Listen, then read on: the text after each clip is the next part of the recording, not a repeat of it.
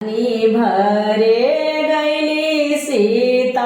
बाबा के कुवनवा राम लखन दुनु आवे पानी भरे गैली सीता बाबा के कुवनवा राम लखन दुनु पनिया भरी सीता धैली जगतिया हो राम जी के देखली सूरत पनिया ही भरी सीता धैली जगतिया हो देखली हली राम के सूरत राम के सूरतिया पर सीता लो भैली हो करी राम हमसे बिया हवा रचाई रघुनंदन दमरी के सिंदूर मंगाई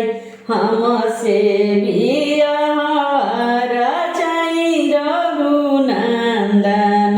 दामरी के सिंदूर मंगाई सिया के बचनी सुनी बोली रघुनंदन सुन सिया वचन हमार सुन सिया वचन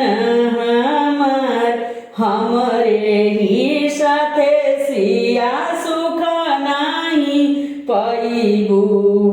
हमरो लिखल बनवास हमरो लिखल बनवास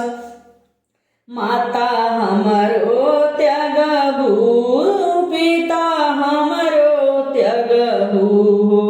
त्याग करबू अयोध्या के राज त्याग करबू अवध के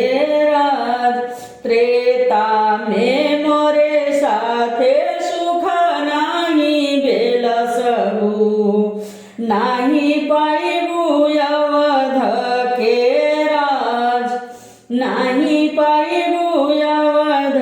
के राज द्वापर में बनिहा सीता वृक्ष भानु दुलारी हो हमाही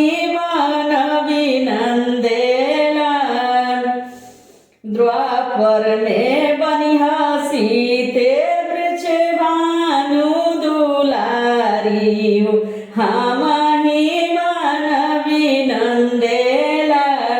द्वापर में